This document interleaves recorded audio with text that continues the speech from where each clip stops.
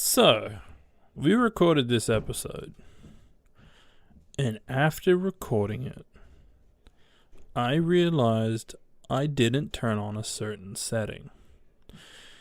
In doing so, none of my audio when I moved to my secondary microphone was recorded. So, in true scuffed nature that is half-ass gamers, I've boosted the sound of my voice being picked up by a different microphone that was recording in all the areas that I could. So enjoy the incredibly scuffed audio that is this episode. I just can't be bothered re-recording it, and yeah.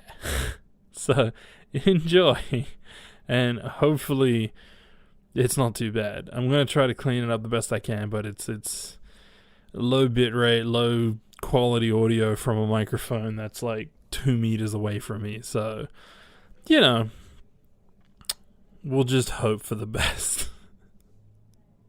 Anyway, I'll fix this for next time that we have a guest that's, well, in person. If we're just entirely online, it's way easier. But anyway, enjoy. Yeah, easy. But yeah. No, it'll always be that little bit easier to just have it as, like, we just kind of figure things out as we go. Yeah. It's the half-assed way after all. Well, the biggest thing... Oh, is that picking up my recording? 1 second. Yeah. It is? Yeah, I can. The line normally, like, on my end goes up and down. It's not. Yeah, I can see it on mine. Like, it's low, but that's fine. It's not a bad thing. Yeah, that's all good. I can always Cool. fucking normalize the audio and shit. No, that's fine. I just wanted to make sure that it was recording, so it's easy. No, because the biggest thing about it is, like, we spoke about the year 2022, like the games that we started with, and then talked about what we're looking for. Now it's like where we get to start picking certain subjects, so we can start talking about what we've played, what we're looking forward to playing, what's kind of going on at the moment, and then touch base like kind of each week on how that's going. So yeah, for sure, easy. All right, I'm gonna be right back. I'm just gonna refill my water bottle because I just realized I've fucking drank it all. So I'll be like 2 minutes. that's all good, man. Easy. Yo, listen up. Here's a story about a little guy that lived in a blue world. I don't know everything he sees is just him inside and outside. From his house, with a little window and a blue car. Nobody to listen. What was the game? I was searching for that. I'm blue and I need a man.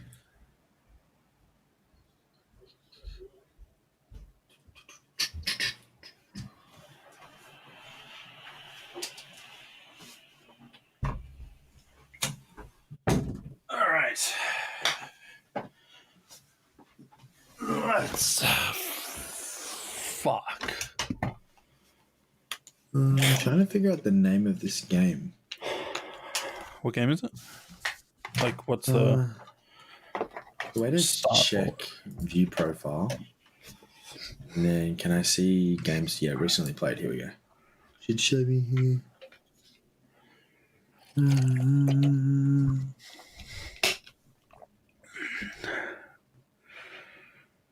Oh yeah, I play a lot of games.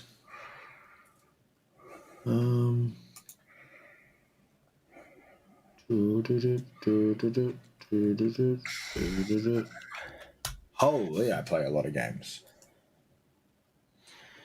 World of Warcraft now comes up on your Xbox thing. That's wild, dude. damn? Because it's owned by Little Connected Man. Yeah, everything be connected nowadays, my dude. Finally, the Journey to a Savage Planet. That was it. Journey to a Savage Planet. Very similar art style to. Oh yes, yeah. Very similar art style, and like the comedy is like that was good. I felt like its comedy was kind of good with that. Yeah. This is Justin Roiland. I don't think that's Justin Roiland. Nah, it's not. But kind of similar, isn't it? That's what I mean. Yeah, a little. Looks very similar to. Yeah, it does kind of have that bright poppy. Yeah. Haley, let's just fucking get into it, man. What do you say? Yeah. Let's go for it. All right. Welcome, ladies and gentlemen, boys, girls, they, thems, and everything else, to Half-Ass Podcast. Or Half-Ass Gamers. Whatever the fuck we decide to call it from here on, it's up to us, because it's half-assed as shit. It's so half-assed, and we love that. Yeah. We love that. Here we are, like 3 minutes before starting, figuring out what we're going to talk about, and it's going to be the way that we do it. It's how it works. Yeah, man. So, from here on, we might have a guest join us at some point throughout. We'll see how it goes.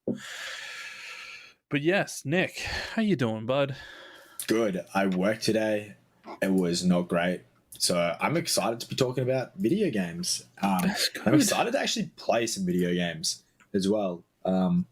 It's kind of rare. I'd say that, like, in a way that, like I've said in the last couple of episodes, is I'm one of those guys that play like video games for a very short period, and then I'll call it like a quits. I've been finding myself watching a few like movies recently, but one of the games we're going to be talking about today, I've just started playing again, and I'm super excited to get back into it and get that game clocked and finished so I can move on to the second one.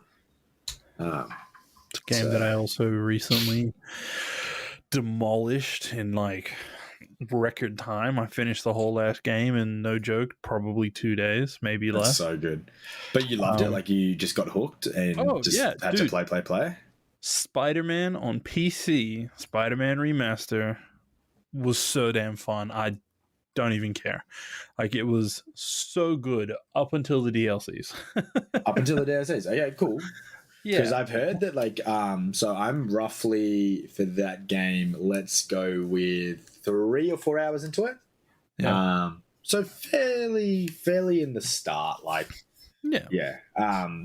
But, yeah, just picked up Miles Morales on sale using the good old Epic Games with the coupon. Picked it up, like, super cheap.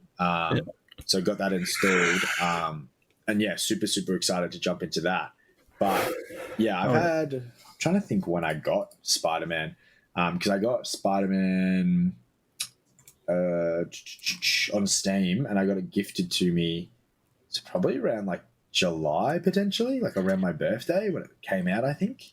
Yeah. Yeah. So, but I'm trying to figure out when it came out. When did it come out? August. Yeah, it sounds about right. August. Just after July, yeah. Is that correct? Yes. Good ass game, man. It's gorgeous. Like, seriously, that game is so beautiful. And runs so well. That's the biggest thing. It does. You played on a controller? Yeah, man. Yeah. Did you use a DualShock? I used, PS5 controller.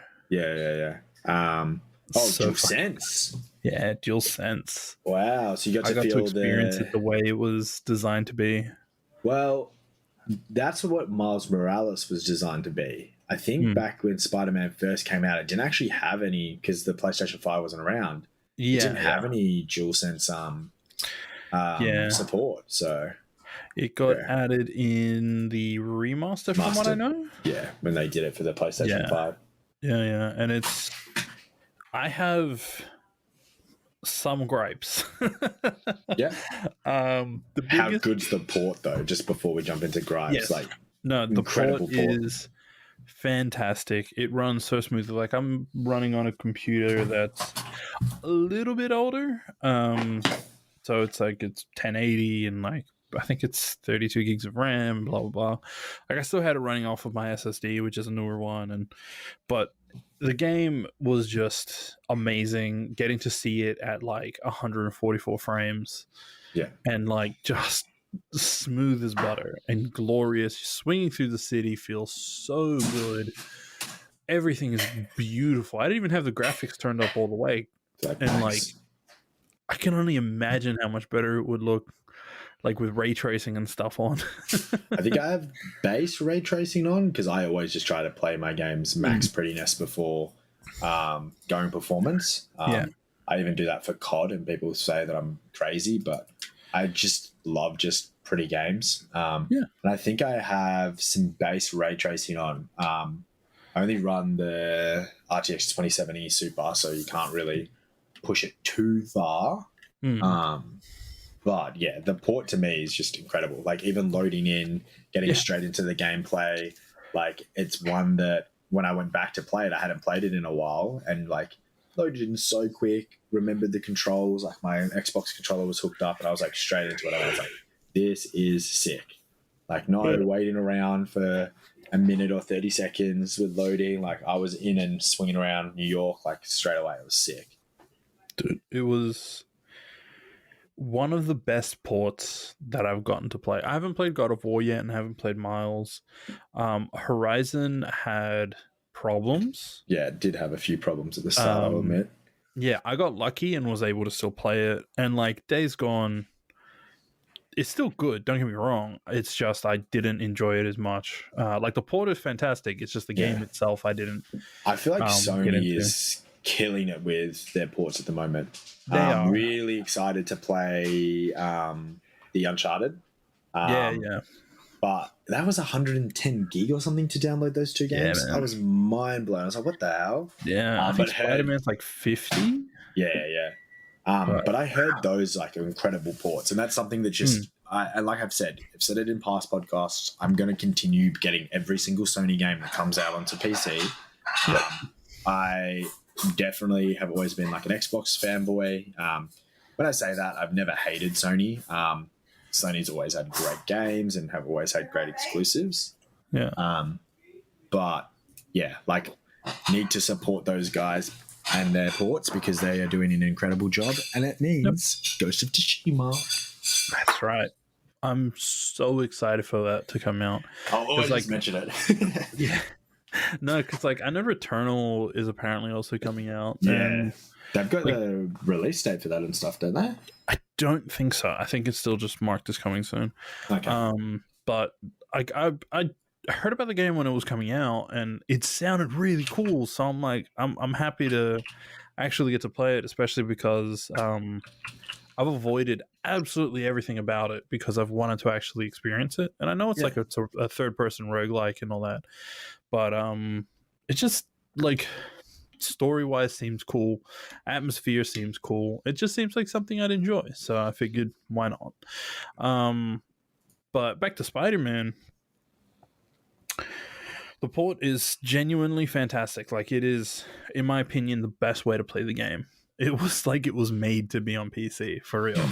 Like it runs so beautifully. I didn't hit a single load wall outside of like major environment changes. Yeah.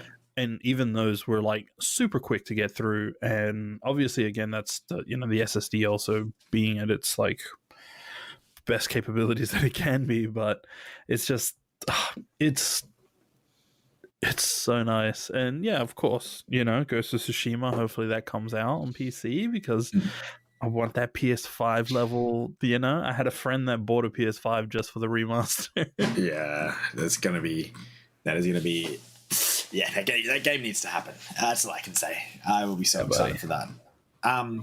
So how long did it take you to finish it? For Spider-Man, I don't have exact stats, but I think it was because honestly, like you grinded. I was also just kind of messing around in it at some points. Like I would just genuinely swing around the city. Yeah. So I think probably 15 hours. Okay. Wow. Yeah. So I did. You go get all your backpacks? All the side stuff. Yeah, I did all the backpacks. The second they were unlocked, I did all the backpacks. The second that the challenges were unlocked, I did all the challenges, like all the, what are they? The, God damn it. The bases, that's it. I did like grind and like got all the tokens just so I could unlock everything. The second it was available, I did it. And dude, I hit level 50 within 10 hours. No, less than that. Within 6 hours or 7 hours, something like that. That's like, crazy. Dude, I went so hard on that game, but it was honestly well worth it, and I'm very, very glad I played it again. So when you did all the bases and stuff like that, when you say that, that is, I forget his name now. So the bases are minor spoilers for like side content here if you want to go play the game if you don't know anything about it. Yeah, because I've just got up to that roughly. Yeah. Like 3 hours in. That's why I was going to talk about it, because I just did 2 of the like eco bases by. I've just gone blank on his name. Yeah, the Mr. Negative bases. No, it's the. Oh, the Kingpin bases. No. The son of the mayor. The son of the research bases. Yeah, research bases. Yeah. The research because you get that fairly early to help. What's his name? Harry. Yeah, Harry. I was going to say Harry. Harry Osborn. Yeah, help because he's in London doing his little thing. I don't know what he's doing his thing, but because they were kind of fun doing those research bases. No, they're great missions. Honestly, there's a couple of them that are a little annoying. Don't get me wrong, but most of them are like throughout the whole game. Most things like side content are actually quite enjoyable. It's like because it's like Spider-Man. That's the biggest thing. Like it's just enjoyable to go and just swing around the city. Like even if it's asking you to do certain things, like taking photos, or like one of the ones that I did was like going through and doing. You have to go through like the smog. And they get like samples and then take photos. Like something as simple as that didn't take a huge amount of time, but was like a lot of fun. And just something to do while you're like, out and about. Yeah. No, it's like seriously exploring that city is just so. It's weirdly peaceful. Like it's just so nice. Obviously, like later points in the game, less so because obviously there's like so many different things that you can do. But especially early game when you still don't have everything unlocked and you're just trying to figure out the movement system. It's just so nice. Yeah, and doing like the research things where it's like unintentionally or intentionally teaching you more mechanics of the game.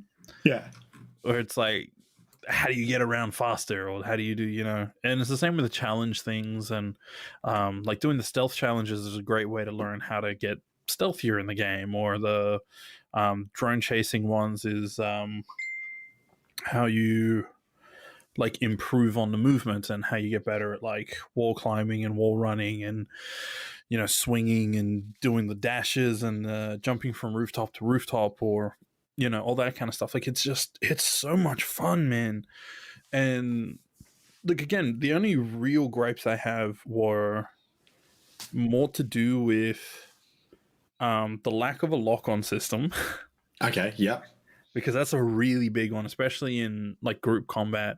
Yeah. It's kind of a pain in the ass. Like I understand they want you to like attack one dude and then attack another and then attack another, like that kind of motion and that kind of fluidity in the attacks. But it's free flow combat or whatever they call it.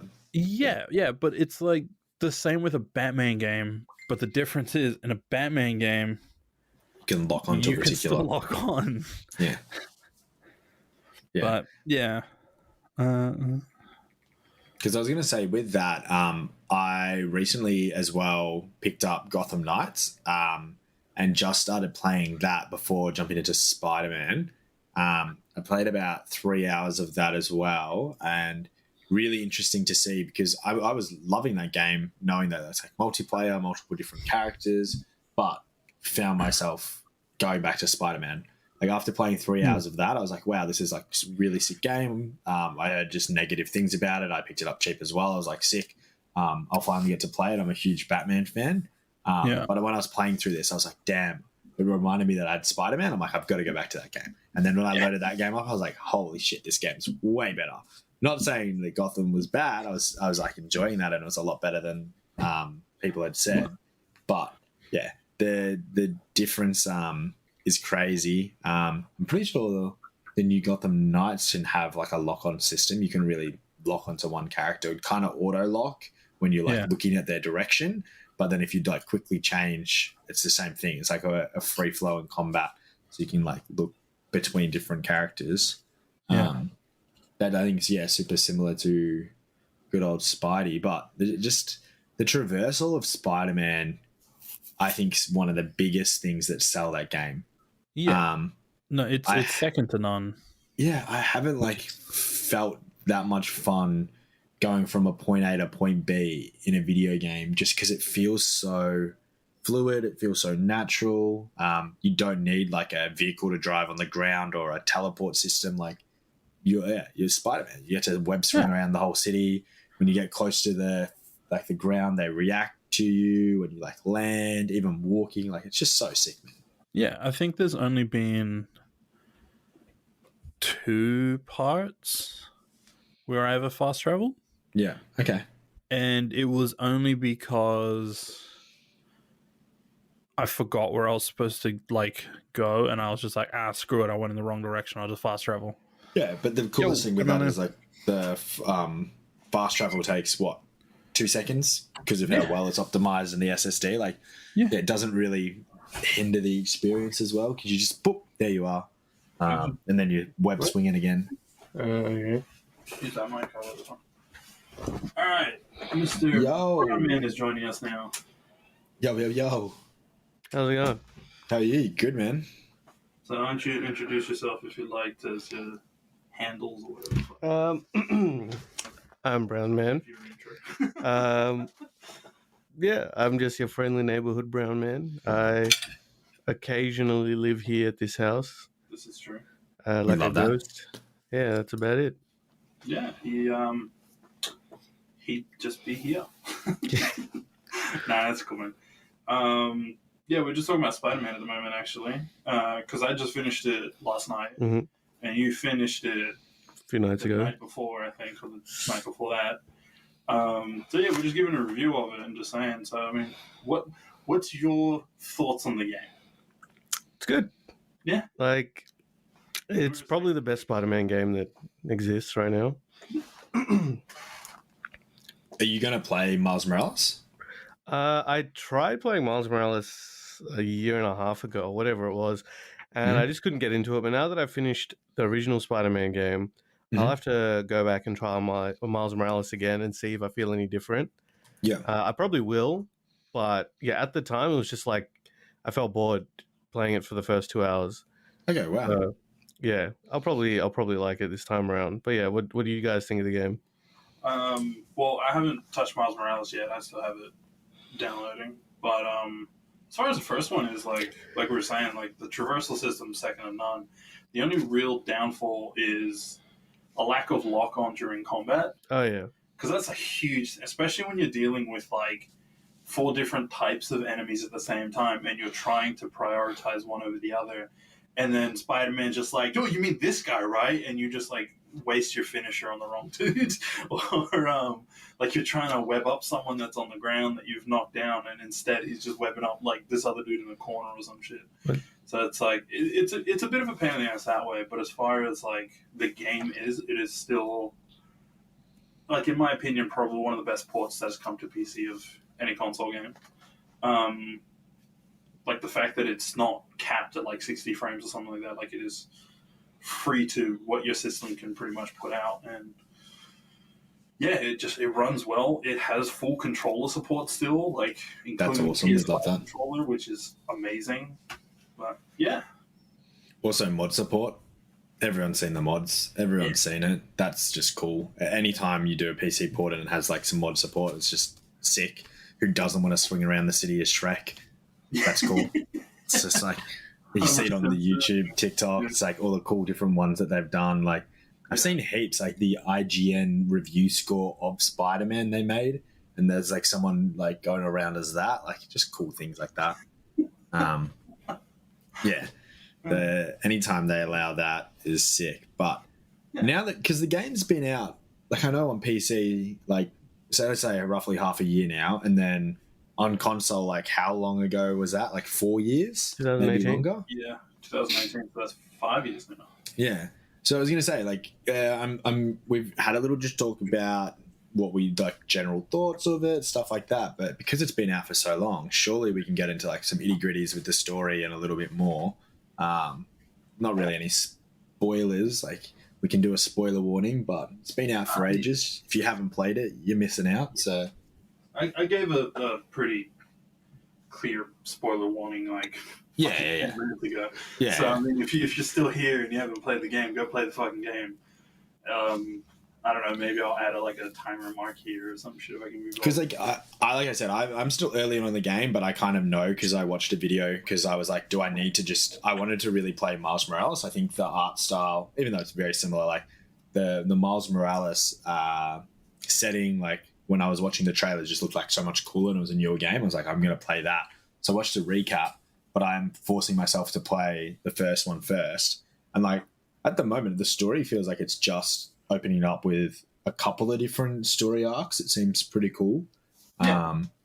But it seems like a really, really interesting take. Like he's working with Dr. Octavius. Good old Mr. Osborn comes in, like cuts their funding.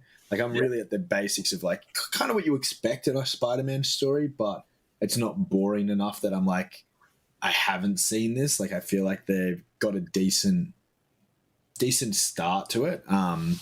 And does that like develop in a good way, or does it just hit some of the tropes that just feel very generic? Look, it hits majority of the moments that matter for a Spider-Man story, if that makes sense. Yeah. Okay. Like, the cool thing with the Dr. Octavius is they really do portray him as the genius he's supposed to be. Okay. Just happens to have like a certain situation going on that leads to like he's the spoilers from here on, whatever, I don't care anymore. He is basically his brain is stopping his body from starting to function correctly, so he's slowly losing control. It's kind of like ALS or something. I think that's what it's supposed to be. So he's like trying to really push through to get the technology that creates his tentacles developed, so that way he can continue to live, all that stuff. Live. And with Peter, he's working with him to help like develop the technology and all the like side of it that helps connect it to him, kind of thing. But it's not just him; they're doing it for like everyone else, like war veterans and all these people like that are missing limbs, to help them have, a body again in full capacity.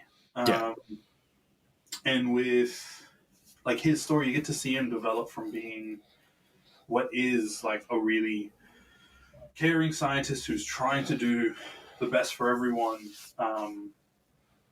to slowly develop into a villain. Yeah. And it's not even a villain in the sense of like he is an inherently bad person. It's like a mixture of the technology slowly affecting his mind as well, as he being so pissed off at Osborn taking the funding away from the project that he's now wanting revenge on him. Mm-hmm. And Spider-Man being Spider-Man, trying to make sure that like, no one gets hurt in a situation that no one deserves to be hurt in, kind of thing. Tries to fix the situation, but like obviously he gets overpowered and shit happens, and then there's the thing with a virus which was supposed to be some nerd shit. I actually understand it too. It's a thing called CRISPR, which is like this whole DNA restructuring thing to like cure all kinds of diseases and viruses and all this shit, and it ends up creating a what's the term?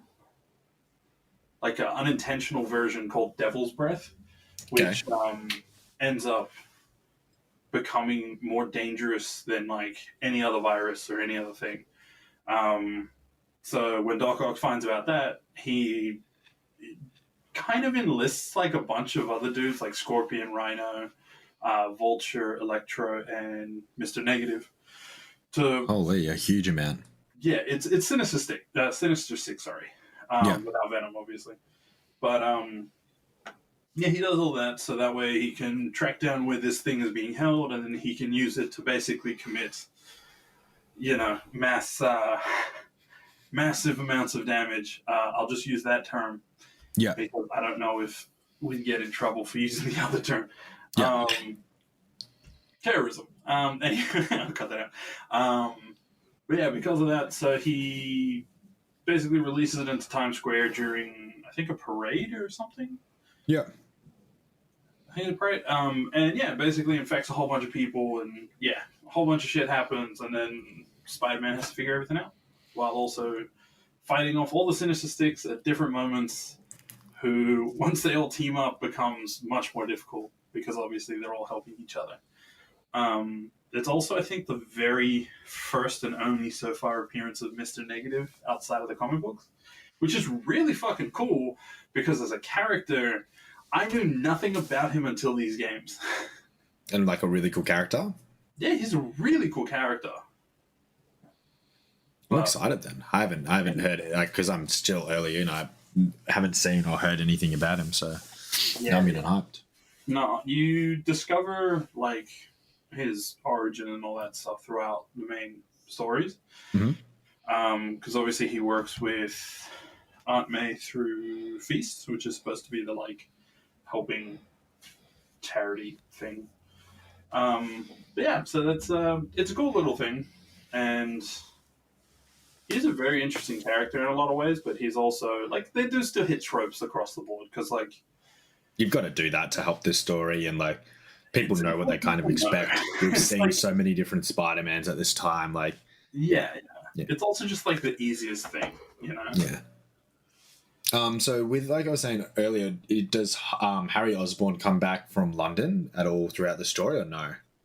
Major spoilers after credit scene that explains it. Oh, okay, cool. Yeah, I don't want to say it because it's also something that it's not one of those things that I'm like, oh my god, everyone has to experience it. But it's one of those things that it's like, it's a nice little thing at the end to be like, oh yeah. Oh, now I'm excited. No, it's probably going to make me, because when I saw he was kind of in the game, I was like, this is sick. And like, I was trying to, like, the minute I got those research labs that I could start doing, I went into like 3 or 4 of them, because it was like, I just found it was like so sick. Like, one of my favorite films is the Amazing Spider-Man. And when you see them as like friends, like, yeah, just like cool. So the funny thing is, I just want to say quickly, so the Amazing Spider-Man's version of Harry was actually partial inspiration for Electro in the game. Okay. Because a lot of people's critique of that character was he seemed more like Electro than he did the Green Goblin.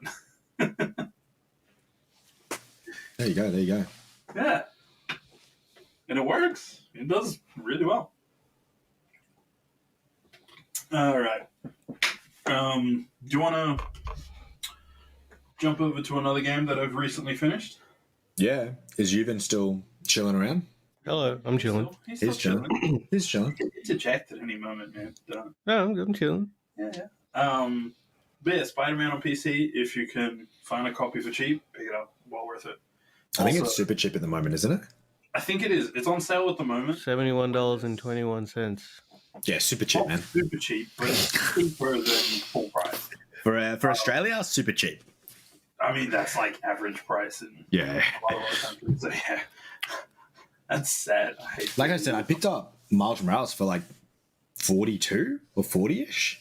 Miles Morales is also like a quarter of the length of original Spider-Man game. Really? I thought, because everyone said it was like not a DLC, it is like a secondary game. Because so many people are like, is it just a DLC? But like, so from what I was looking up once upon a time, it was originally meant to be an expansion for the game. But and then Sony's just the like, PS5 was coming out, they wanted it to release it as a separate thing for the PS5.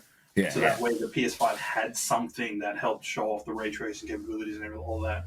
Plus, Sony just wanted a little bit extra money, you know? Kind of. I mean, they were going to release it at basically the same price, because it was meant to be an expansion that actually gives you Miles' side of the story and everything. Like, it runs on the same engine, like, pretty much everything across the board is the same. It just has, like, a higher graphical fidelity.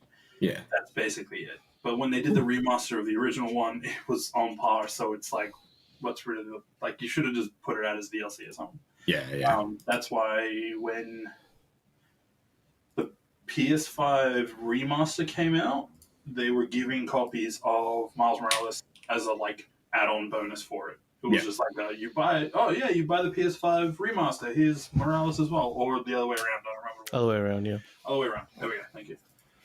But yeah, it was just a cool little thing. But for PC, because we never got it, they were just here's 2 separate games. So, but yeah, enough for Spider-Man. We'll get to Miles Morales when I actually get to play it. And as well as yourself, hopefully. Not too long in the future, but a game came out called High on Life, made by the creator of Rick and Morty. I can never remember his actual name. I always remember Dan Harmon, but he's technically the other side of it. Justin Roiland. That's it. That is him. That game is something. I don't want to just start bashing a game, but that type of comedy is funny in short bursts, not hours of content. I've heard that's the biggest thing of they'll do a joke and you get the first laugh, oh yeah, this is kind of funny, and then it continues going and you're just okay, and then it continues going, you're okay, and then it may wrap up to get a second laugh out of you, but it's it just felt forced. That's the biggest thing that I've heard. It was because you watch Rick and Morty as an episode, you can get away with it, but over how long did it take you to finish the game? I still haven't finished it. I've played probably 7-ish hours now. Yeah, it's crazy, man. And I'm still playing. I mean, I have been doing a fair bit of exploring and trying to get all extra content and all that shit. But is that a massive joke that you should just stop? Yeah. But is that a massive negative? Because I've seen parts of the game that, like I said, I haven't played it yet. I'll probably install it because I've got it on Game Pass. But there's parts of the game that I've seen on clips and stuff where it just looks like certain parts of the humor just lands really, really well. And I would love that. It makes me want to play it. And I'm I cannot wait to play this game because this seems great. But also I've heard that it just drags on a little bit sometimes as well. And it's just yeah. Yeah, look, there are some parts of humor in the game, or you have talking weapons, right? You have talking guns and a knife that talks to you. And some of the humor from those weapons is really funny, and it hits really good, and it's it's great. And then some of it is just, it's more annoying than funny. So in the settings, there's a way to turn off your guns talking to you outside of major hints or the actual game's content, basically. Okay. I did that because which one of the guns is your favorite that talks? There's one that I recently got called Creature. It's I think the last one you get, and that is my favorite one purely because he's not trying to make obviously humorous things. Mm-hmm. It's not even observational comedy kind of shit. It's literally just a normal thing, and you feel kind of bad for it because it's an experimented on thing, but I'd run around with that out all the time because it's just it also doesn't have an annoying voice. It just sounds like a normal thing or a person or whatever. It doesn't sound like someone trying to sound like Lemon Grab or some shit, Because I've heard a good one is the shotgun. Yeah, actually, the shotgun's really good as well. I think that's JB Smoove, comedian, black comedian, funny guy. The gun doesn't talk much, which is great. Yeah. And the comedy it has is more, I want to say subtle, because none of it's subtle. It's about as subtle as someone smashing you in the face with a frying pan. It's a little bit better because it's the jokes don't drag on. Kenny is the first one you get, and I swear to God, that's just it's the one that everyone said is just the most annoying. That is Justin Roiland. It's not Justin Roiland. It is actually the dude that voices Lemon Grab in what's it called? Adventure Time. and Oh, really? he's the one that voices Morty and Rick as well, and like That's Justin 90% Roiland. of the game. That's Justin Roiland. That's not Justin Roiland. He's It the is. writer. He doesn't voice anything. He voices them. No. It's a different dude. I don't remember his name. 100%. Dude. Hang on, I'll find him. I guarantee you that is him. He is the voice of Morty. I'll find him. Don't worry. I know who it is, and it's not Justin Roiland. Okay. That's the first gun, though. Rick and Morty voice. Yuvin, you started playing that game. Tell me, what's your thought of it? It was a game. What was the game? It was no, it's it did not keep my attention for too long. The novelty wore off pretty quickly. But that's what I expected, though, to be fair, and I kind of entered the experience with you're probably going to have to be with friends to kind of just enjoy this one for I don't know how long, but that's why I'm like, all right, we'll play it together. And then even then, it kind of after like a couple of hours, I was like, all right, I'm going to have a sleep now, and I went to have a sleep. So the smarter move. Yeah. So then I think Sean and Jordan were playing it. Yeah. Yeah, we were just playing it because like Jordan was real high, and I was just kind of needing to do something because it was a hot as shit day, and I didn't really want to pee out. But yeah, seriously though, that game is like it's like The Room. It is actually better to view it with other people and maybe a little bit not in a normal mindset. I'm trying to find this dude's name. Maybe it is Justin Roiland. I don't think it is. It is. He's the first gun. He's the voice of Rick and stuff. There you go. Well, there you go. Rick and Morty. Yeah. In which case, that his type of humor is improvisational, but it's like he doesn't want to let a joke go. You can finish a joke and move on. You don't have to keep pushing the same joke. Like that doesn't make it funnier. Yeah. You know? And it gets really old really quick. But I've heard the best thing as well with it is like it's pretty good combat wise, like basic, but like pretty good with it. It tries to do some Doom Eternal shit where you're like it wants like you to be like hook. swinging from shit and jumping around and air dashing and using like jetpack and stuff, but it's like not made for that. If that makes sense.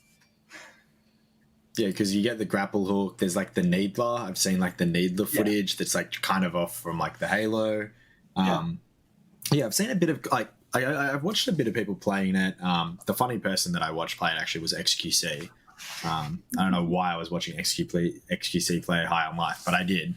And there was just like parts of it that like to me the humor like landed perfectly, but also like you said, just dragged on way too much, and I'd probably get like a headache. Like I'd have to like take breaks. But like one of them, like I don't know if it's a spoiler. It was like in the trailers and stuff like that. If it's a spoiler or you don't want to hear anything about it, skip ahead. But the one where it's like you kill the kid, and like that was kind of funny. And there was like another one where it was like on the floor dying, and they're like. He like says to stay with you, and then you leave, and then he's like, "Why did you leave? I'm not dead yet." Like stuff like that. It's just like the easy laughs, but to me, I'm just like, that's funny as fuck. And it doesn't seem overdone. Like it doesn't seem like over the top. Like I don't know. I'll have to play the game, but I've heard like massive mixed reviews with just the humor of it. Like how can I put it?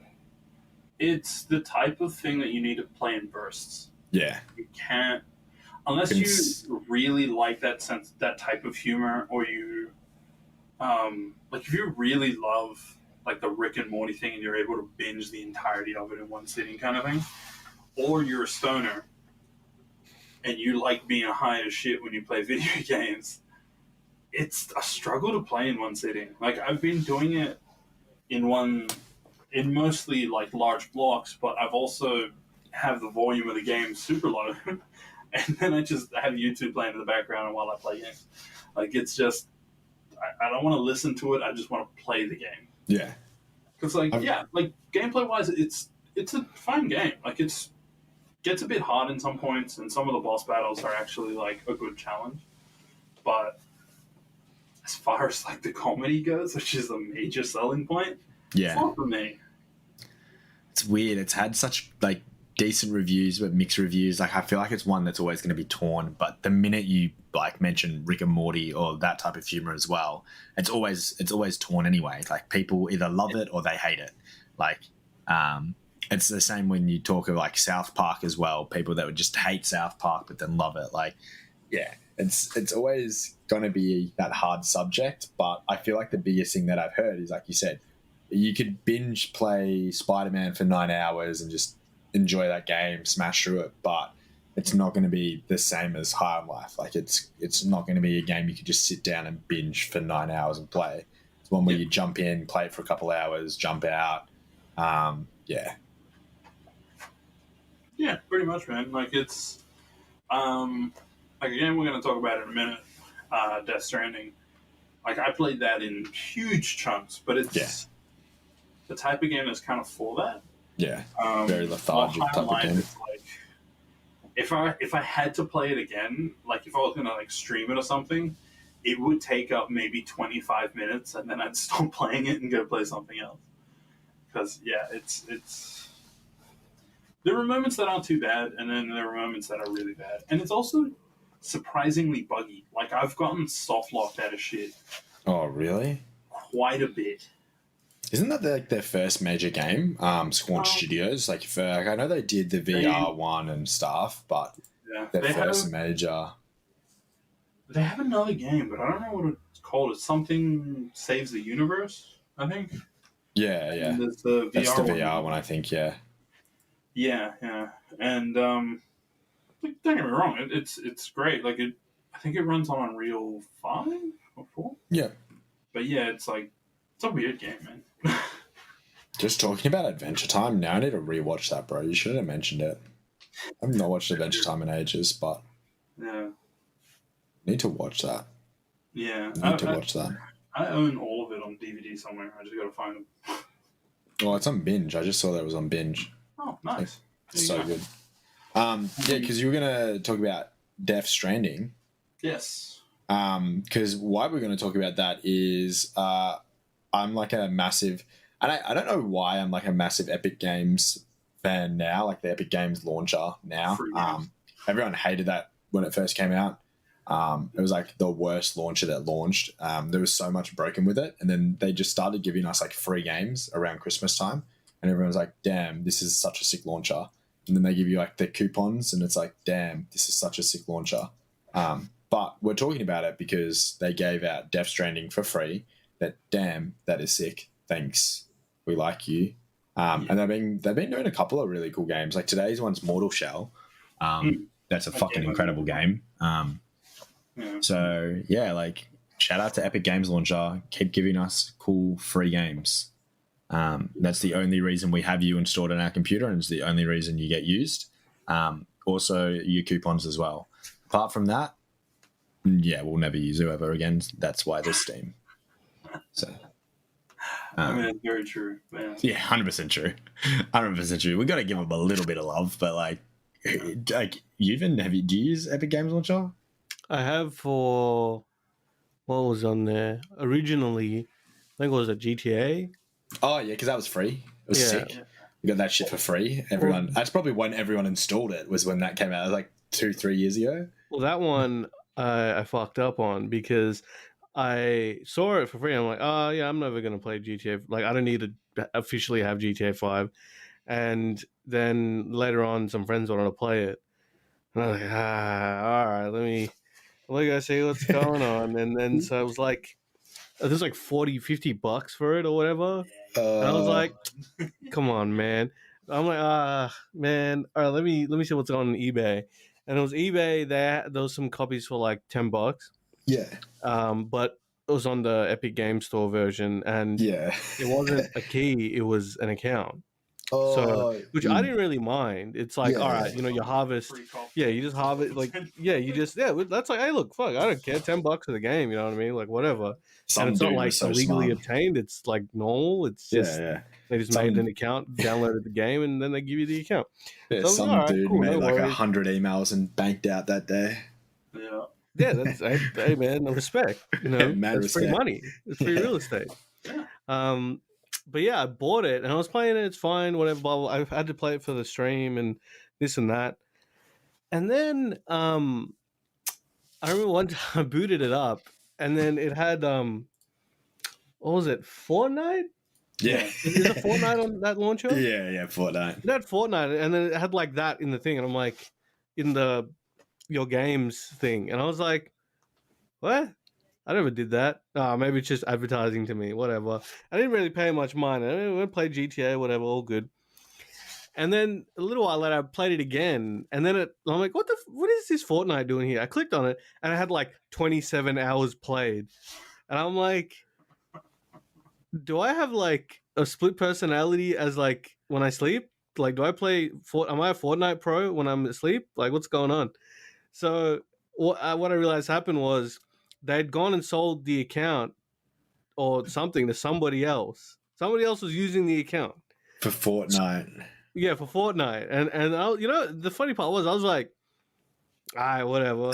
Like, I didn't really care. Like, I legit didn't care because I'm like, well, they're not bothering me. I think we're like, it's like having a roommate that you don't really talk to. Yeah. That's what it felt like. And I'm like, all right, he doing his thing. I'm doing my thing. As long as the rent's, on time, nobody gives a shit. You know what I mean? Yeah. So I was like, cool, no worries. But then, at some point, I also put in a complaint to eBay, and I'm like, well, I'm gonna deal with it, but you're not gonna I'm not gonna do nothing. You know what I mean? Yeah. I paid for my account. I want my GTA, brother. Like, yeah. So I was like, all right, well, I want my fucking $10 back, bitch, kind of thing. Yeah. But I don't believe I got it back from eBay, but I was like, whatever, it's $10, and I got the time out of it anyway. But yeah, I remember I eventually just like, you know what? You can have this account, random Fortnite stranger. You're probably a fucking 7-year-old. You don't want to make the kid cry, like, type thing. Like, you don't want to deal with that. Yeah. Well, like, nothing's gonna happen. Like, I'm not like at that point. I was like, all right, well, playing it on the Epic Games launcher is worse because I can't remember what it was, but it was just better on Steam. Yeah. And you have to like launch. So you launch the Epic Games launcher, but then you still have to launch Rockstar as well. I'm like, what are you doing, bro? Like, come on. Well, but you don't actually have to deal with it much. Yeah. So I was like, all right, I needed to buy it. So I ended up buying it again, but like I got it on special. I can't remember how much I paid for it, but I paid like, I don't know, 20 I think, no, you know what I paid? I paid $20. It was on like some Giga special. So I was like, yeah, let me buy that. $20, all good.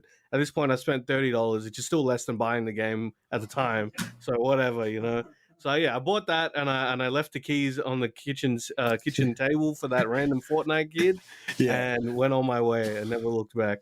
Well, I was gonna say, like, the only reason I have like the Epic Games launcher is like games that only came out on it or free games. Like, I was looking through it. One that I have was like Teeny Tina's Wonderland. The reason I got that was you could link it to Fortnite and get like a cool unicorn mount. I was like, yeah, okay, I'll use that on my Fortnite account because, who doesn't want a cool unicorn mount? But it's like Prey. Like, I randomly have Prey on here that's never been played. I have all the Tomb Raider games. I have Star Wars Battlefront 2. Like, let's go through again. What other ones? I got Hades on here. I don't think that was free. I probably paid for that. Jurassic World Evolution, Maneater, that was free. Mortal Shell, that was free. Death Stranding. Yeah, Death Stranding, all the Bioshocks, Borderlands 2, Borderlands the pre-sequel, Control. Like, I have all these like sick games, Alien Isolation, that were just like free games. Like, it's just whenever they gave out freebies, I was like, okay, I'll download you and like maybe play it. And then I think I played like 2 of them because I'm like, fuck this launcher. But you even just reminded me, I could probably sell this account, make some bank off it, Got a couple of good games on here. So the problem is, though, you've used your personal.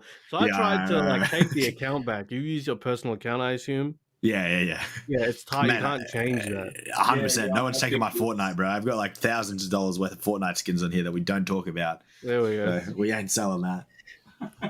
We got the But OG Fortnite skins on there. It's So- definitely counting on free and discounted content Yeah. to kind of keep them relevant until that. Maybe hopefully I guess they are hoping that they can figure out something to. Well, the most get a stupid jump. thing for like half changing this to Epic Games Launcher was they didn't have a cart system for so long. Yeah. Like you had to pick the one game that you want and buy it and then go get the other one. You couldn't have like 3 games in a cart and see what it is. Like, it was who launches a launcher that just allows you to buy one individual game at a time? Like it was revolutionary. They're like, yo, now we've updated the launcher to have a cart. I'm like, why did we have to wait 2 years for that? Yeah. It was sick because then the most recently I added them all to my cart and I could see the discounts and I was like, wow, this is fucking the coolest thing ever. It's like, damn. But I was like, hello? Felt like I was in the fucking, I don't even know, man. Yeah. But yeah, they have a cart system. So if you guys didn't know that, Epic Games Launcher, it's got its cart system. 10 out of 10, recommend.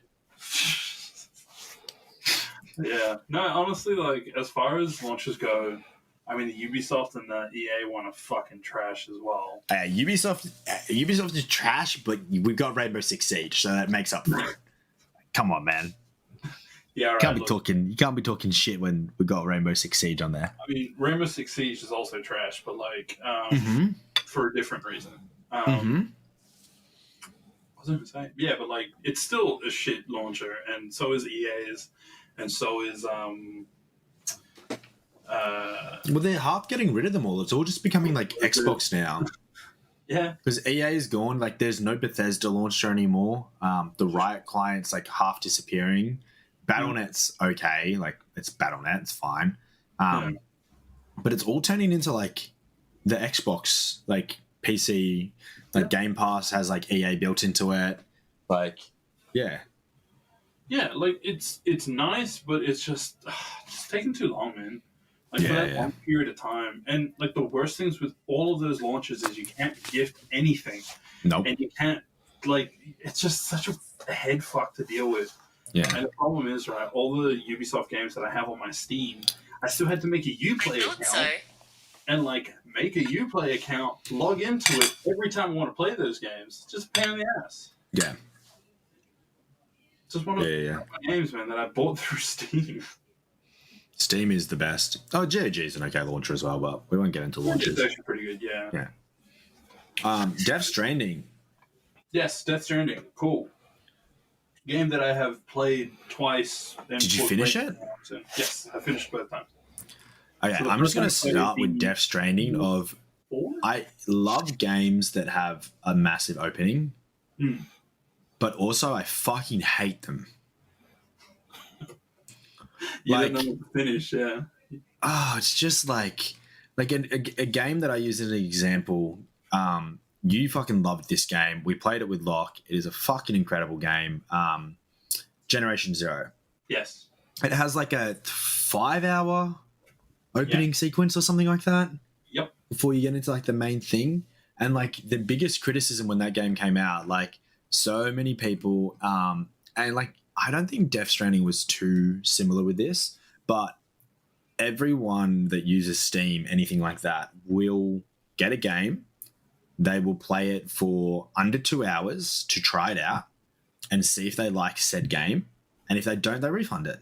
So games that have like such a large opening that takes so long to get through, Death Stranding, Generation Zero, where it's literally trying to teach you the world, build that up, open it, they struggle so hard because people don't get to see the full game and it doesn't really open up until after that period.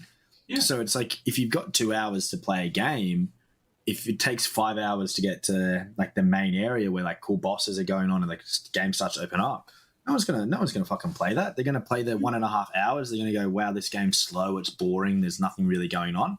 They'll refund it. Yeah. So I find that was like hard with Death Stranding. I think I literally just made it because, like I said, I normally play like 7 hours of games and then I'm out. And I think I just pushed through. I think I want to say I was like 10 hours in. But I was struggling, man. I was like struggling hardcore. Yeah. No, it's Okay, so I have a copy of it on PS4, right? The reason I own a copy of it on PS4 was I actually got it When it released. the week of release or the week after release, right? A friend of mine in Sydney bought it the day it came out, pre-ordered it, right? Played it 3 hours, hated the game and sold it to me. Yeah. I played it, finished it, and was like, what the fuck is this game? Why did I buy this? And then proceeded to, not shit on it by any means, just proceeded to never touch it again. Yeah. Director's Cut came out, and I'm like, all right, whatever, man. I'll maybe play it at some point. Don't really care. Bought it again during, I want to say, the summer sales on Steam. Okay. Sat down and put 70 hours into the game. Crazy. And I enjoyed every second of it. Like, that game is just fucking slow. Like, it really is, right? Like, your primary mode of transport for the first probably 6 hours of the game is walking. We like that. A giant map. And don't get me wrong, it's a beautiful map. It's really, really cool. But especially vehicles in the early game are like rather rare or not great or whatever it may be. The intro of that game is huge. It's like 3.5 hours of just the first mission. Yeah. It's like some people kind of shit on Cyberpunk being like, oh, the intro of the game is so long before the actual game starts, right? Which is where you meet Johnny, right? Yeah.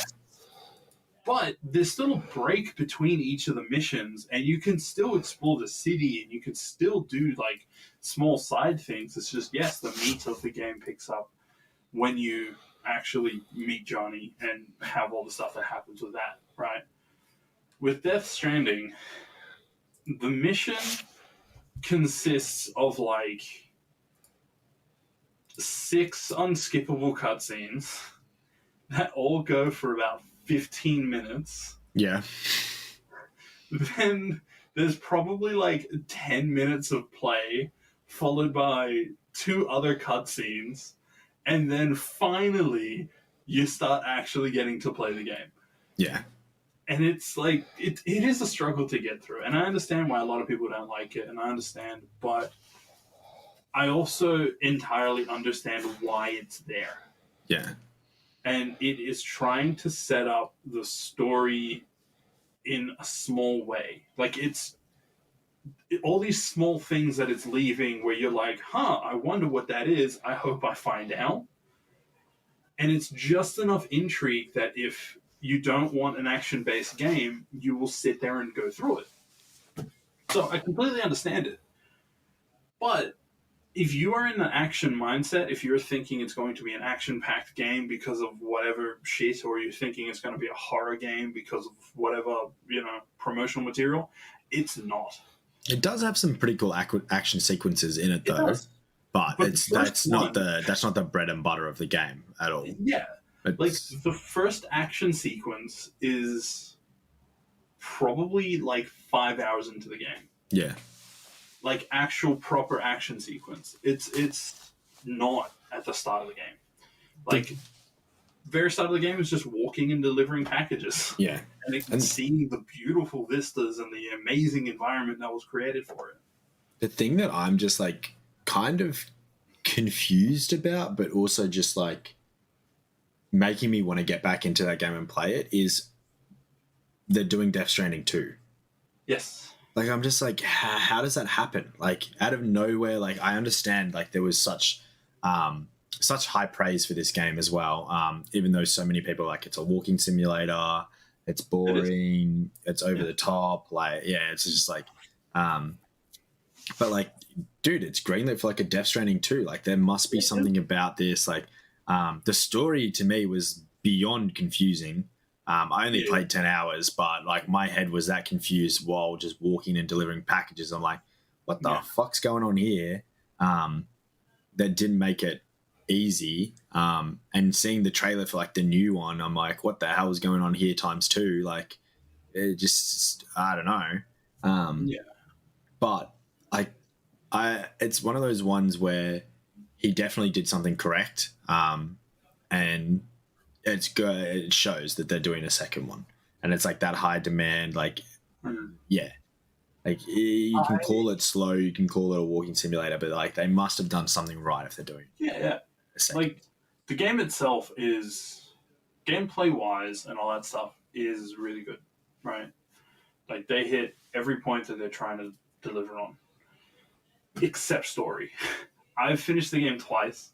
I have 70 hours in the second playthrough. I still have no fucking clue what the story is. I've heard that by like way too many people.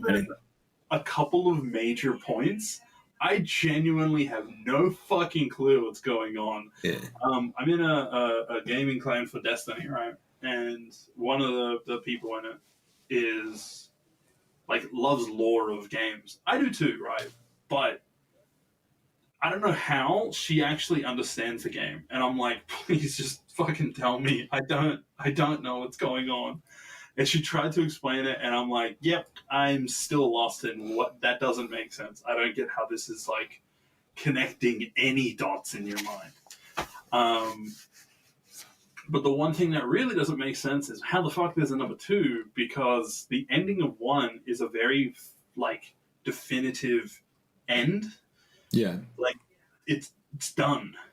So they have to create an entire new thing to actually have it make any sense. Because like the whole Death Stranding side of it, like the actual Death Stranding element of the story, is done at the end of the first game. Like the continuation of playing after the credits is literally you going back in time. Okay. So how are they going to do this? It doesn't make fucking sense. They're using Norman Reedman? Is that his name? Norman Reedus says old man. Reedus.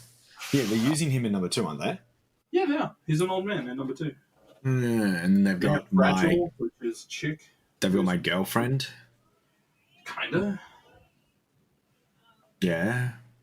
So it's just, look, there is no way they can explain it without just being like, oh, another Death Stranding happened, and try to explain that shit. Yeah. So it doesn't make sense. That shit's weird, man. I don't understand what goes through that human's mind apart from he creates incredible games. Yeah, like I love Kojima. His office is fucking aesthetically pleasing as hell. That's so cool. That office tour is one of the coolest things I've ever seen in my life. 100%. So have you seen that office tour even? Yeah. Bro, you need to watch that shit. Like, you need to watch that shit, bro. It's the most aesthetically pleasing office I've ever seen in my life. You need to watch that shit, bro. Go to YouTube right now. Bring it up. Bring it up, brother. Bring it up. I don't care. We're leaving this in. I'm gonna commentate this shit as we go. It's kind of a long video, though, man. It's fun. I don't care. What the fuck? It's like a 9-minute video, isn't it, bro? That's what now about. Damn, bro. We're really turning into the React streamers that I didn't want to be. Just watching content on YouTube and reacting to it. A couple React Andes here, man. Call me. On 2 times speed, it'll be 5 minutes instead of 10. Yeah, that's fine. Dude, all I can say, even, I gotta put this in here. You have like the sexiest podcast voice. Like, he does. Man. I appreciate that. Thank you. I get told I have a pretty good podcast voice. Like, my voice is pretty good for podcasts. But like, holy, I think like we've got some competition here, man. See, I always get told I have a face for radio, so. Okay, I think someone's trying to be nice to you, man. Because I don't want to be the dude to tell you. But, yeah. Don't see their face. So you have a nice voice overall, so that's pretty good. Yeah.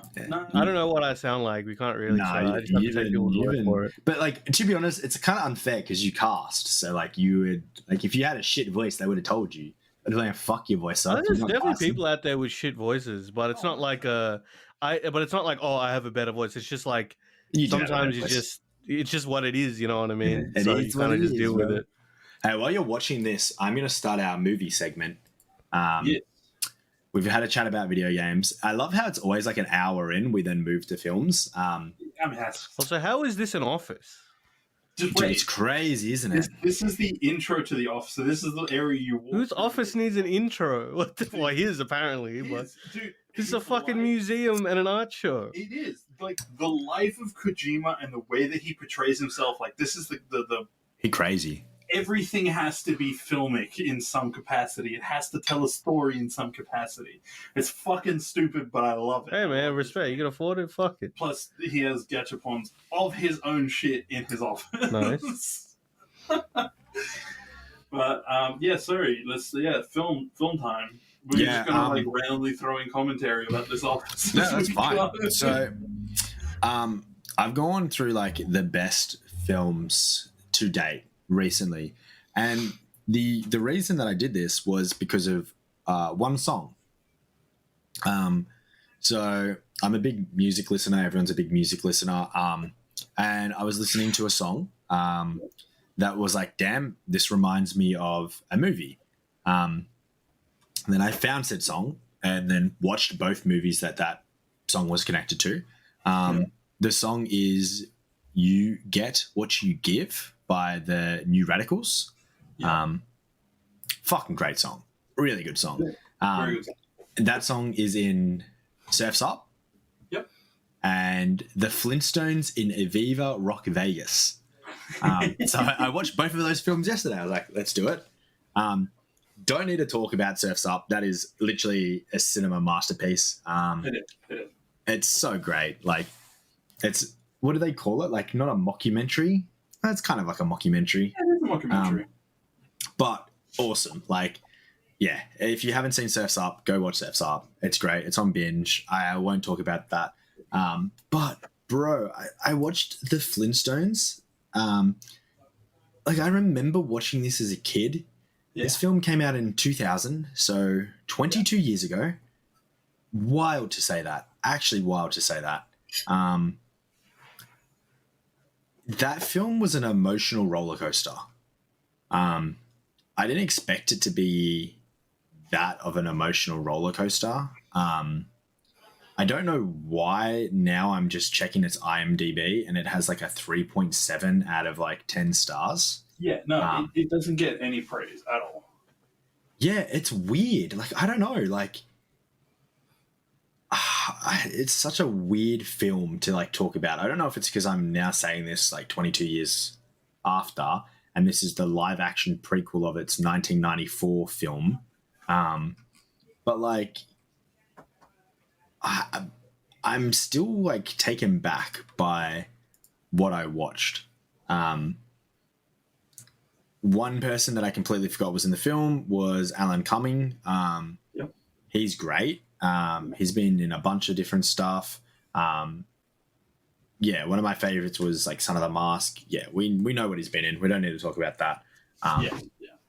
But like costume design, the set design, like everything in this film was just so over the top, and so like to me, like rewatching it now was incredible. Like, how did they do this? Why was it this big of a big of a? It felt so like, yeah, it felt so like, it's so hard to explain. Like, it felt way too overdone for what it was at a time. And I feel like it didn't get the recognition that it deserved. It's a really, really interesting film. Have you watched it recently? I haven't watched it recently. I know it's on Binge is what I watched it on. Yeah. I was gonna say Netflix for a second. I'm like, that's not right. No. Yeah, I haven't seen it recently, but I do still remember that movie from my childhood. Yeah. I remember going to watch it in the theaters. No shit.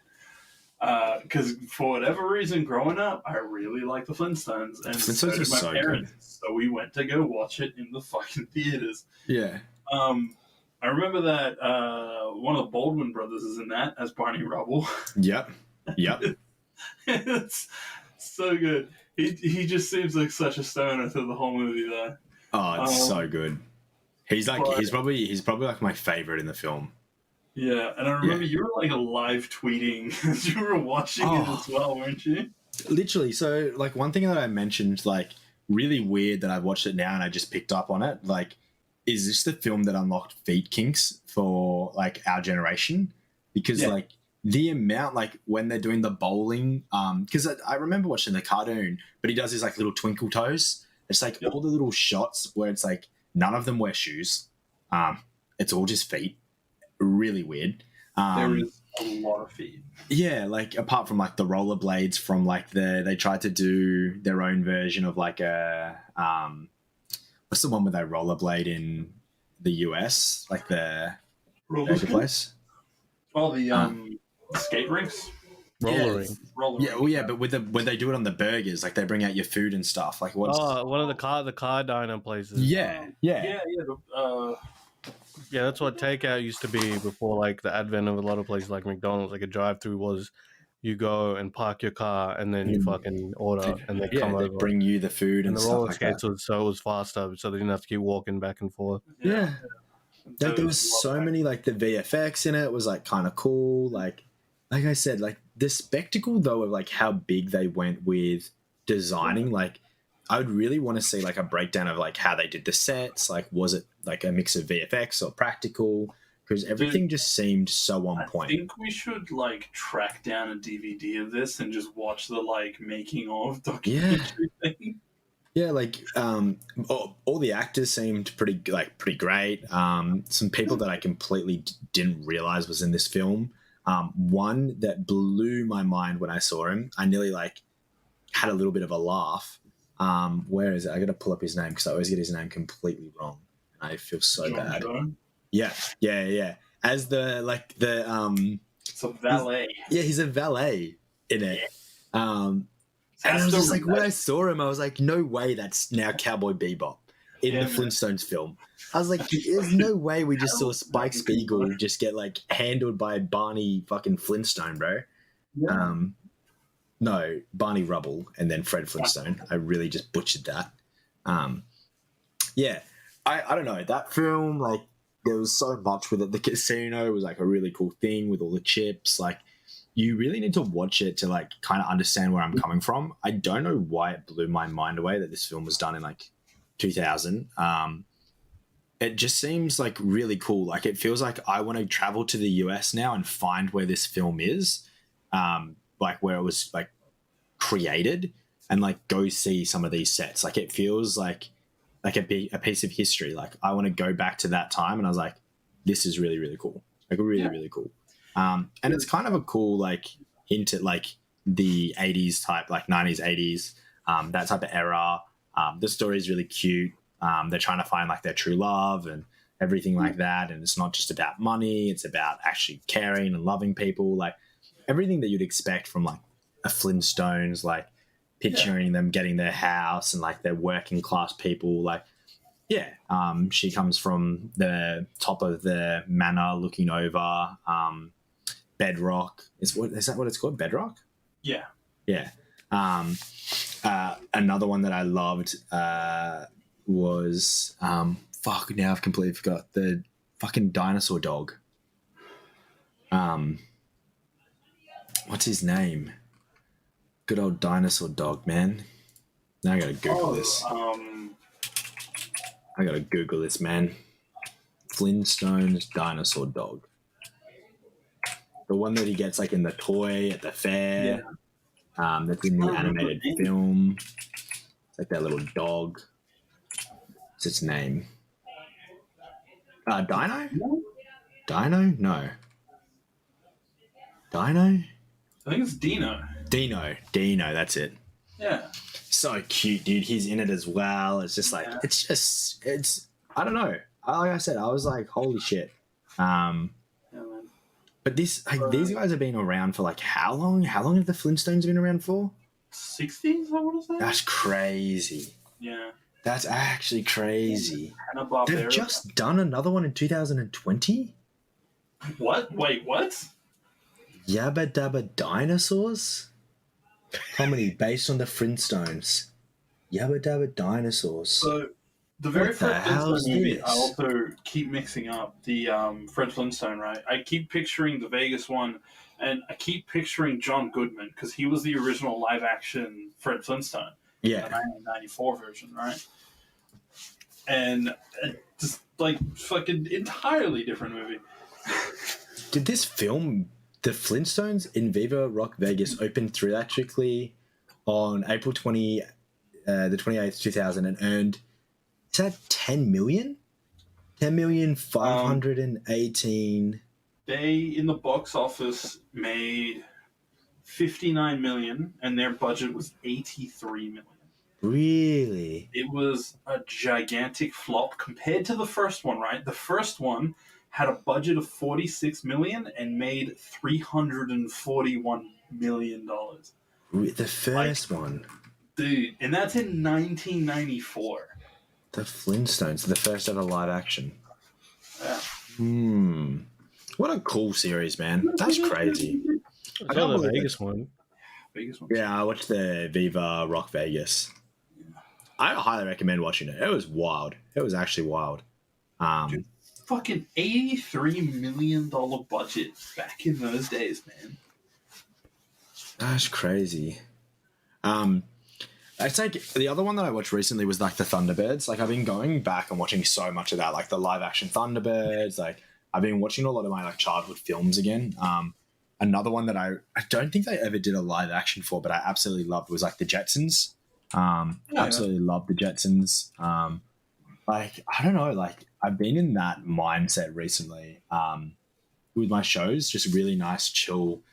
And like I said, it was only because, like I said, the only reason I watched these two films was because of that song. We Get What You Give, the New Radicals.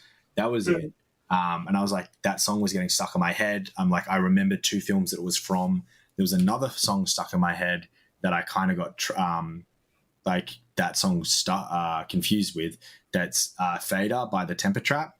And that's in the film Tomorrow When the War Began. So I'll watch that soon as well, because that's a great film.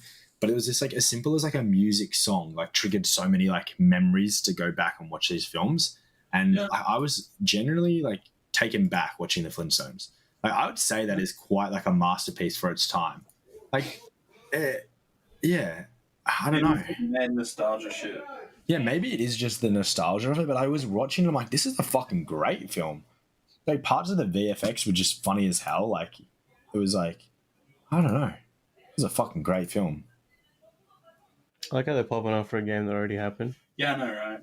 So my parents are in the living room watching the finals for Argentina and France. which happened 3 weeks ago, 2 weeks ago. 2 weeks maybe. Yeah, and they watched it live, and they are still popping off to it, watching a fucking replay 2 weeks later. Are you talking about soccer? Yeah, this isn't that kind of podcast, but it's just a funny thing. You've really lost me, brother. Yeah, it's such a funny thing hearing my parents popping off for something considering that they've seen it live, know what's going to happen when it's happening, and are still like getting way too excited and making comments and shit. It's just so weird. That to be fair, you know, sometimes when some stuff is like crazy hype, you watch it a bunch of times and look back and still pop off. So, you know, it's fair enough. Yeah, it's fair enough. I got crazy hyped over the Flintstones, so I can't really be talking shit, bro. True. I mean, Mr. Yuvin is quite a prolific figure in the Australian FGC. I guess. I'm just doing my thing. Yeah, but like, come on, it's true. You do be doing some major shit for the FGC folk. Yes. So yeah, no, gotta give yourself some credit. I do those things that he said. He does the thing. Well, if there's anything else you want to talk about with movies? Oh no, that was it. Like I'm still like All he wanted was Flint, so he got what he wanted. You got the Flintstone gummies. yeah, like I'm gonna be like watching some like Surf's Up was great. That like Shia LaBeouf in that, fucking love him. Such a great film. Has the same song in it. Was that done like when were they close to time? When was the Surf's Up? I think that was like 2004. 1 or 2. Maybe 2004, 4 years later, potentially. Surf's Up. Let's check that out. The second Surf's Up was terrible. No one talks about that. It doesn't exist. What are you talking about? No. Surf's Up was 2007. Holy shit, 7 years after. Yeah, that is a great film. Yeah, if you haven't seen that, you're really missing out on life, and I won't say anything about it because you deserve to watch that and experience it in full glory. But yeah, incredible film. And the Flintstones is like I would say that is an incredible film as well, but just in a completely different way. And I feel like it's the biggest thing. Like what I love about film is you can go back and revisit it, and it's amazing how time kind of like changes your perspective of it as well. And like, yeah, like I think that's the biggest thing. Like, it's also a very weird thing, but like watching cartoons as an adult, like, or just older things as an adult, you realize just how much mature stuff was in there that you never picked up on as a kid. Yeah, 100%. That's what I figured. Thanks, Siri. Fuck you, Siri. Wow, thanks, Siri. If you like Flintstones, there's another show that's like based on the Flintstones that you might like. I believe The Simpsons, I think it's called. The Simpsons. Yeah, just a small show, you know. Was that based on the Flintstones? Yeah, it is. Yeah. Really? Like a huge inspiration. Yeah, basically a huge inspiration for the Flintstones is. The huge inspiration for The Simpsons is the Flintstones. Other way around. For the Flintstones was the Simpsons. Hey, the Simpsons be predicting, you know what I mean? They predicted the show that inspired them. So I can see that now that you say that, 100%. Yeah. Yeah, you've recently been rewatching The Simpsons, even. I'm always watching The Simpsons. Yeah, Simpsons but like, is great. I need some points. Okay. Right? So one, where do you think that The Simpsons started to die? Die is a strong word, but okay, like where the quality started to decline in a more negative episodes and positive episodes, I would say, in my opinion, is past season 20. Like where there's a lot of people, fucking hipsters, that love to say, "Oh, I'm a huge Simpsons fan," blah blah blah. But everything after the Armin Tanzarian episode is shit, which is what, season 9 or something, whatever it was. Season 8, honestly. Yeah, hold on. Let me double check the fact check. Just 1 second. Yeah, it's just fact checking. We are a factual podcast here at Half-Ass Gamers. But I think every episode we have to fucking fact check Sean, man. Yeah, dude, I fucking corrected myself last time. Yeah, Principal I'm half eating as well, so I'm maybe like muting in between because we're half-assed gamers here. We're gonna be eating some food. It was season. I think it was season 9. Where is the thing? Episode number 180. That's definitely season 9. Season 8. Really? Cool. Season 8. Oh, did see last episode of season 8. Oh, originally going to be the second episode of season 9. No, it is. It's second episode of season 9. Yeah, okay. So second episode of season 9. Everyone's like, oh, after that it was dead. I'm like, shut the fuck up, dude. That's so early into the lifespan that like there was still some great. I still remember so many bangers that came way up. For me, where I look at where the Simpsons had a real problem was when there was in a season there was more like not great episodes than there were good episodes. And that really only kicked off very late, maybe mid to late 20 seasons. Prior to that, there was still more positive than negative in episodes, in my opinion. Everyone's got their own, whatever. But there are still straight bangers. The funny part is, and they kind of low-key expose themselves when they say that everything after this episode, season 9, episode 2, was trash. But then most of their quotes are from, like, the teens or something. And it's like, my guy, like, where are you getting these quotes if you think it's all shit? What's going on? You know what I mean? Yeah. So, yeah, I think mid to late 20s start getting really bad. 30s, it's like, I don't know what the fuck I'm watching. It's painful. Like, when I have to, I make sure I stay up to date, but sometimes it takes me like 3 attempts, 4 attempts to get through one episode now where I just have to stop, and I'm like, I fucking hate this, and I have to. But then for science, I have to come back and force myself to watch it. Like an episode's runtime of The Simpsons is what, like 26 minutes? About 20 minutes, 21. Somewhat. Also, even less than that. The fact that it takes you 3 tries to get through 20. Yeah, no, it's fucked. Like I remember the first episode where I didn't know this happened, but when they changed Carl's voice to a black guy. I didn't know, but I remember I turned on it was like the first episode of like season 32 or something like that. Where I turned it on and I'm like, all right, here we go. Get ready to fucking hate myself. So I opened up the episode, I started watching. I'm like, man, Carl sounds giga weird, man. Like, what's going on? Like, I'm like, am I tripping? Maybe I just haven't watched in a while. A lot of the voices change over seasons as well. You know, Marge definitely sounds different. A lot of characters sound different. But I kept watching, and I did the thing where I'm like, all right, like, I can't keep watching this episode right now. It's like 7 minutes in, something like that. I'm like, all right, I'm gonna have to stop and try again another time. But then before I start, I'm like, what's going on here? That voice bugged me. Then I had to Google it, and it turns out, yeah, they swapped the voice out. I just didn't know, and I'm listening to this guy who, no disrespect to him, of course, as well, but it's more like it sounds like a guy that's doing an impression of Carl. So it's kind of like, why? I get it, but it's like, damn, that was real unfortunate. At the end of the day, look, life goes on. You know, it is what it is. But it's kind of like, that was what the hell?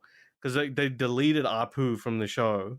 Yeah. And they're doing all kinds of other shit. So I don't know what's going on. The whole Apu drama, which, look, I understand, you know, obviously, yes, there's some very strong points to it. But, like, the course correction they decided to do was just a bit overkill, in the sense of, like, why not? I mean, if you're going to recast a bunch of characters that are, you know, people of color and all that, why the fuck did you delete the character from the show that the whole drama was around? Real talk, because it's hard to say, but you know what? I'm kind of glad they deleted him rather than do him like they did Carl, bro. Like fucking rest in peace, Apu.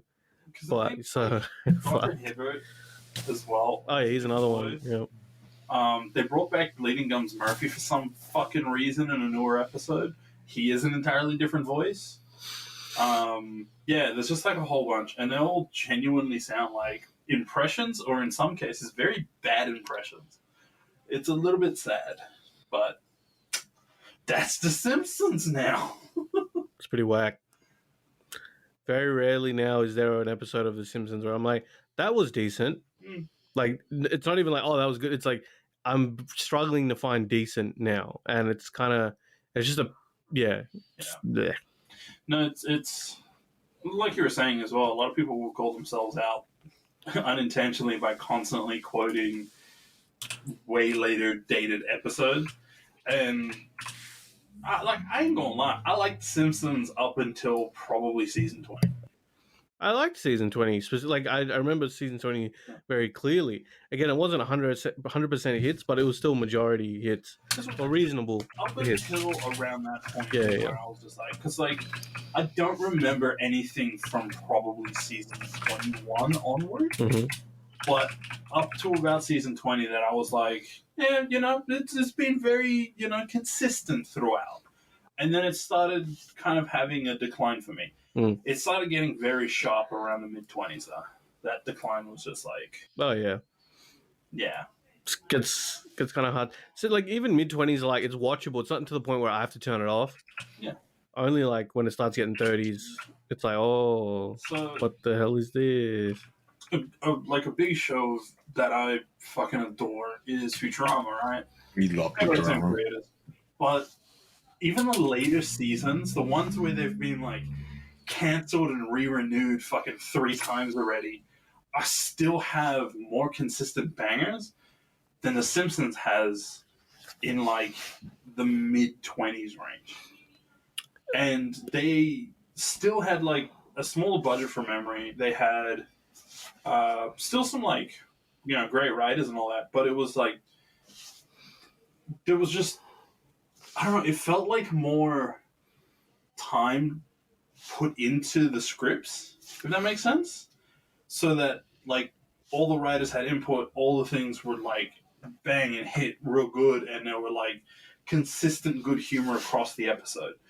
Like, I don't recall having any joke make me physically cringe, but The Simpsons has had that for me.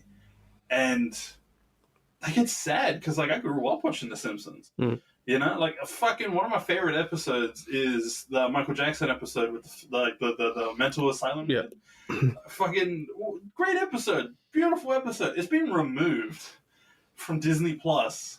Yo, Disney Plus can suck a bag of baby dicks, Like, man. They just be fucking up The Simpsons left, right, and center, man. It's pretty fucked up. Their releases. Give me my goddamn Japanese dub, you fucks. Season 8, episode 13, I think. Some shit like that. Give me it. Anyway, that's a side point. Anyway, continue. Yes, Holy shit. Yeah, I was just looking through. I'm serious. I want the fucking episode. No, I know, but you want it for a meme. Oh, yeah. So I was just looking through because I was like, I haven't watched The Simpsons in ages, and I like loaded up Disney Plus. 34 seasons. Yes. Is that one of the longest going Animated series ever? I think so. I think it is the longest, right? Yeah, I'm pretty sure it is. By It ain't longer than fucking Neighbors, probably. That should be pumping out. Neighbors. Yeah. I'm gonna binge watch it all tonight. Closest is actually, I think, Family Guy now. No, So I'm Family gonna- Guy's not even close. I I'm think gonna Family Guy's binge watch still it all like up tonight. season 20. Even South Park's only on season 20 something. Maybe it's South Park then. No, South Park has less seasons than both of them. Yeah, South Park would probably be coming second, but there's probably some other show, like some kids show, like that's like coming up, like So South Park Baby is Shark. 26. yeah, Family Guy. Family Guy would be like 20 or less. 20. I'm gonna watch The There you Simpsons tonight. I'm gonna binge watch all of it. Bro, Good luck seriously, with watching all of it. that's gonna take All of it. at From this season point, 1 there to is season more than 34 one all tonight. episode a day. I think you'd have to do through. What are they on now? I think you'd have to be at least 2 episodes a day to be able to get through for a year. In a year, like how many? Hold on. I think they're over 600 now. I think there's over 700. Yeah. So if you wanted to watch it in a binge session, 739 episodes. You're just about hitting 2 a day. yeah. So 739 episodes. Let's say they're about 20 minutes each. So let's say 700. 14,800. There you go. I'm gonna watch it tonight. All of it. Okay. You do the maths. I won't Fucking stop. Chuck Norris over here watching 60 minutes in 20. How many hours am I committing to watching tonight?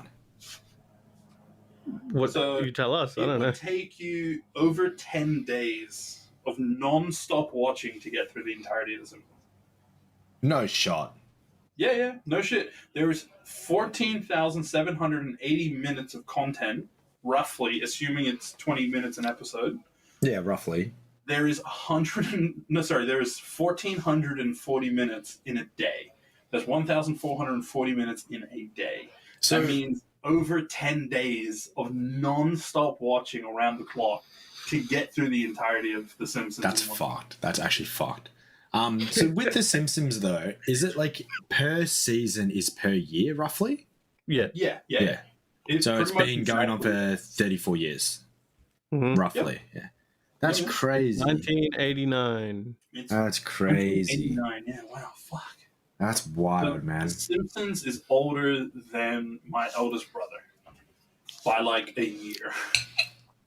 I know there's a podcast out there that does a review of every single episode. Like they do like one podcast per episode. Yeah. I think they're like, I don't think they're up to date now. Hold on, I don't imagine they would be.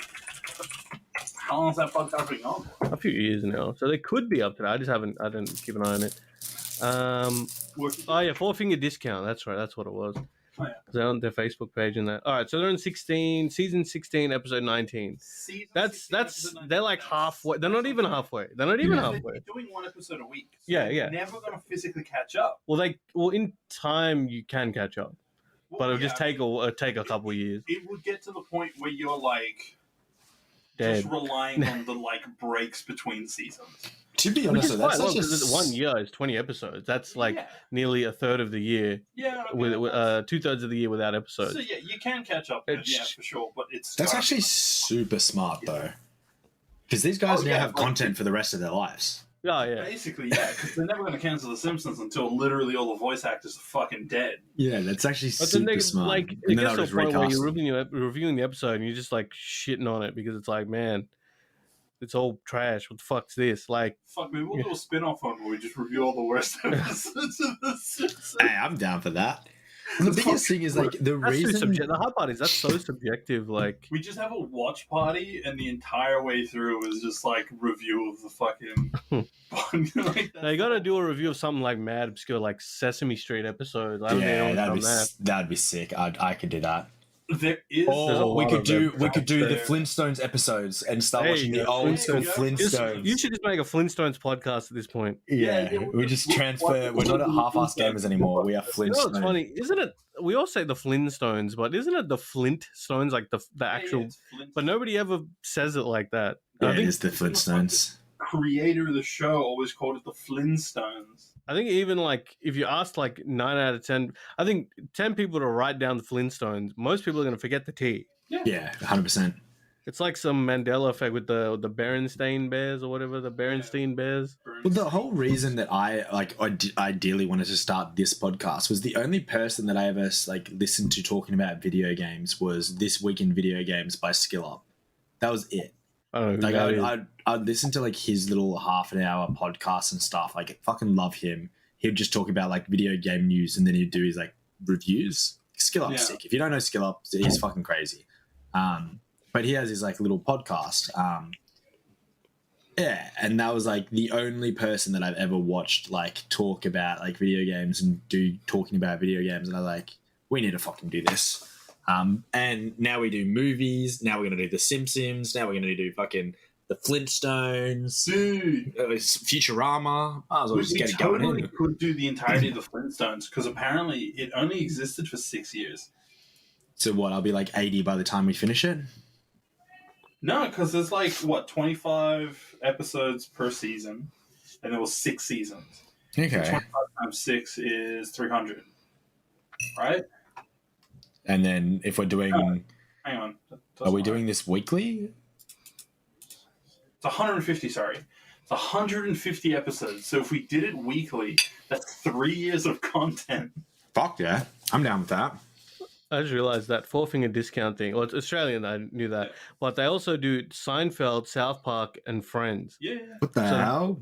That's their whole, like, what They the just I didn't know they have did a all this podcast shit. That is just reviewing shit. Yeah, I didn't know they did all these shows. Man, they're good for it. Wait, South Park, they started at season 2, it looks like? That's weird. What's season 1? Season 1 I wonder. is very short. Yeah, I know, it's only a few episodes, but I wonder why they didn't do that. Why they didn't. Then if you look at Seinfeld, it's got... It might also be because it's very hard to track down. Sorry. Oh, you could just go Google right now, you'll be able to find it. Even Seinfeld, they started at season 3. Season 3. That's weird. I wonder why.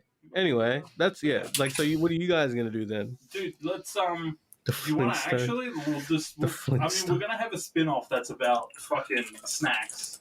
Yeah, we were going to do our snack ones. snackers. So you want to go half-ass reviewers, and we just like review episode?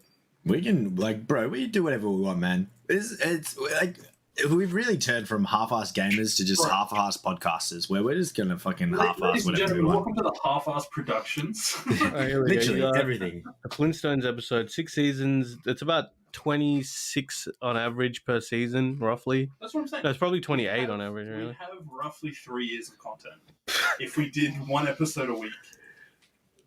And the episodes aren't too bad, like the 20-minute episodes. No, they're about It's just which season do you want to start on? Logically, one, but then going by these other guys' website, you might have to start at a random season. That's the protocol, apparently. We can start on season 1, episode 1. I've got Sounds that pretty here. radical, but I respect it. Season 1, episode 1, The Flintstone Flyer. Well, are you going to Damn, count bro. the pilot or not? I Well, the don't know how pilot was to on find this, bro, because Well, there was a test screening in 1959, and May 7th, 1994, on Cartoon Network it aired. Oh shit! I mean, maybe that's. I mean, we need to find somewhere that we can get all the episodes. That's doable. YouTube, but you have to pay for them per episode. No, you can buy the whole season. Oh, the whole season for $21.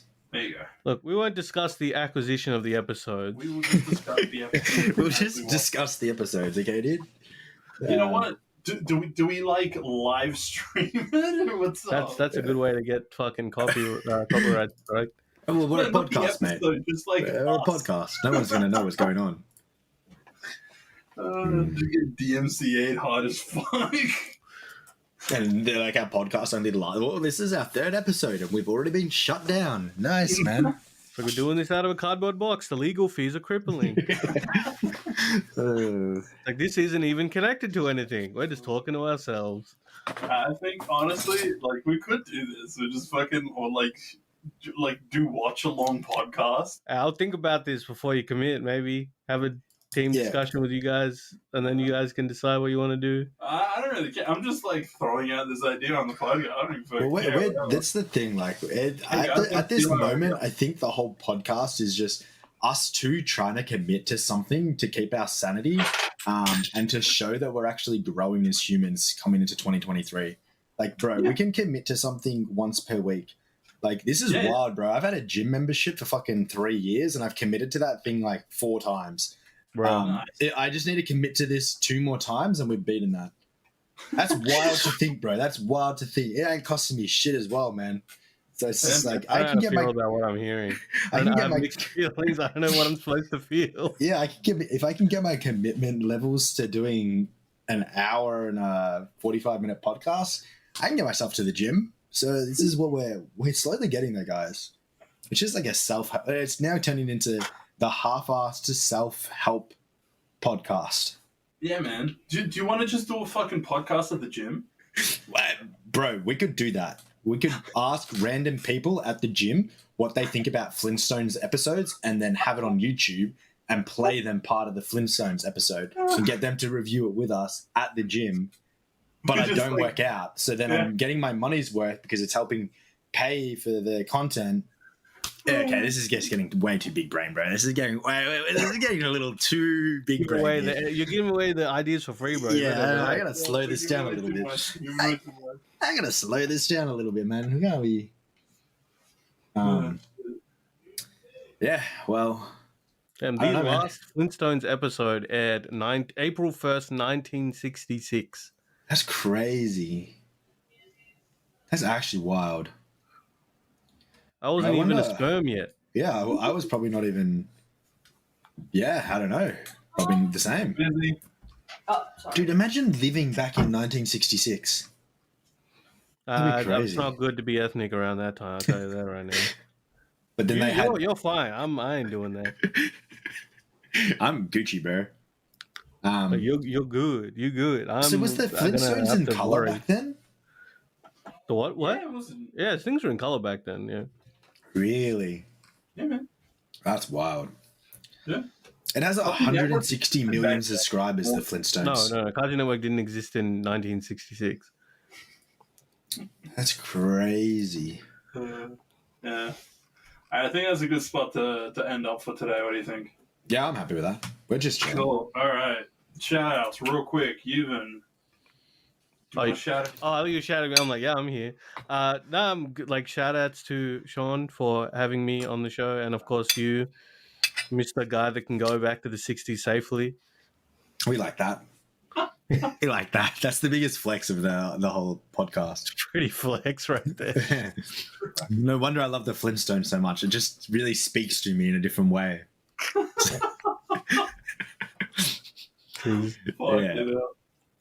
I can say that. I don't know, yep. That's my shout outs for today. Sick. Yeah. Every now and then you occasionally do streams.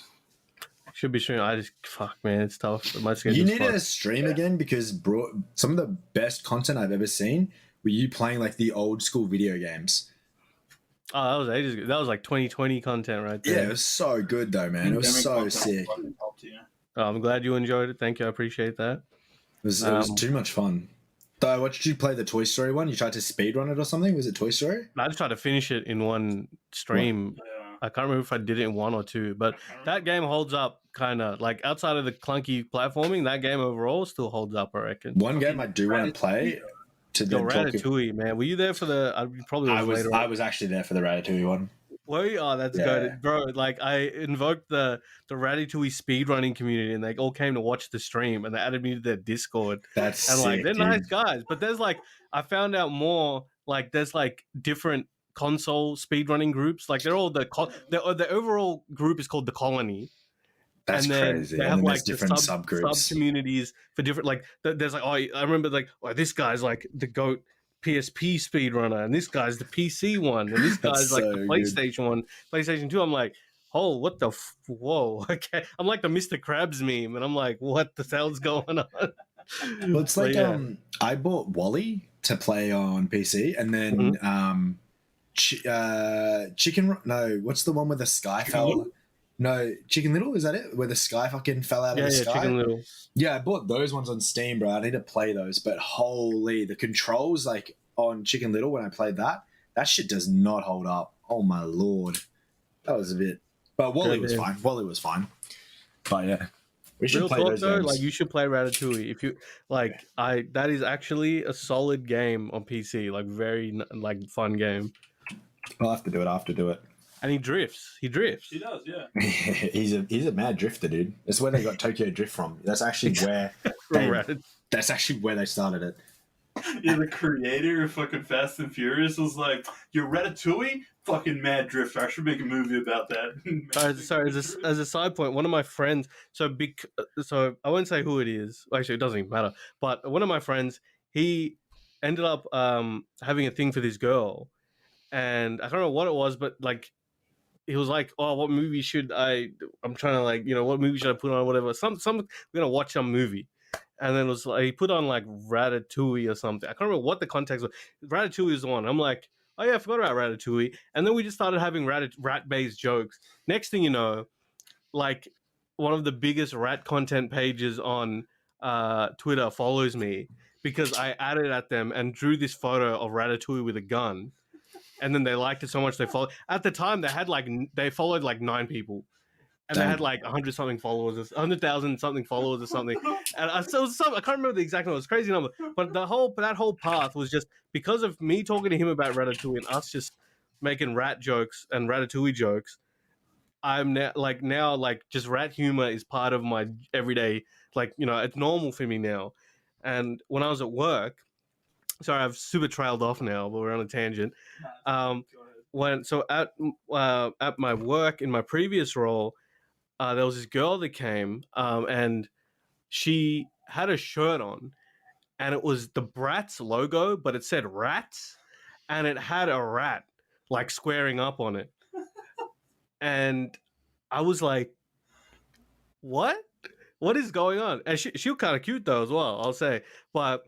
She had this Rats shirt on, and I was like, so I finished helping her doing it. So I'm like, so you into Rats? And then I was just like, yeah. And I'm like, oh, that's a nice shirt. Hey, you want to see a cool drawing? And then I like went to my other desk, and I opened the drawer and pulled out the rat with the Gatatouille or like Ratatatouille. I pulled that out, I showed her, she started freaking out. I started calling her a rat girl. And then I went to one of my other colleagues, hey, yo, this she's like a rat girl over here. And then she's like, oh yeah, I'm going to get this new tattoo. And I'm like, oh, word, really? I'm like, on my ankle. And I'm like, oh, word, what is it? And it was a picture her friend drew. I'll send you guys a photo later. I took a photo of it. It was a picture her friend drew of a rat with a cane, and it had like a suit on with a hat. It was crazy. I was like, yeah, I'm going to get that on my ankle. And I'm like, then. But like, respect. It was cute. I'm like, I wouldn't get a tattooed on myself, but I like the picture. Her friend drew it. And so, yeah, that's shout out to Rat Girl. Shout out to Rat Girl, the OG holding this. Yo, she literally was walking around a university campus with rats on her shirt. We like that. That cracked me up. It was like a rat's shirt. It was the best. But, yeah, rat content, pretty funny. And now my timeline, bunch of rat content on there. But, yeah, it's shout outs to Ratatouille, changed my life. Yeah, man, Ratatouille, the fucking go. Shout outs to that friend that was trying to get with that girl and changed my life for the better in terms of rat-based humor. Yeah, it's pretty good. Rat-based humor is pretty good. There's a lot of funny stuff out there. I don't know. was gonna end like 10 minutes ago. And Not on my watch. I'm gonna be real, man. The whole reason I also really wanted you on was you always have some fucking amazing stories. So like, I was hoping something would come. Yeah, it always happens at the end when we're supposed to close out because I was letting you guys do your thing. Yeah, you just talk whenever you want. I got a story about some guy, me and a roommate sharing an account. Yeah. It wasn't even my account mate. There you go. Yeah, you join whenever you want, brother, and talk random stuff. Yeah, this is like the rope 'em in thing. I'll give you a small taste of the good shit, and then you're gonna like welcome me back later. It. Well, do you know how we end our podcasts? Just beat off, or Get the fuck out of here. Yeah, you get the fuck out of here, you losers. Waste to listen to a podcast. we just tell them to fuck off. Like, go play some video games or watch a film, you fucking loser. Stop listening to a podcast. Like, go get some friends, bro. Goddamn. And then secretly, like, we cry because that's us. Like, oh shit, we're talking to ourselves. Yeah, we're just projecting, bro. There's 100% projecting out of here. But we like that. A little bit of projecting doesn't hurt.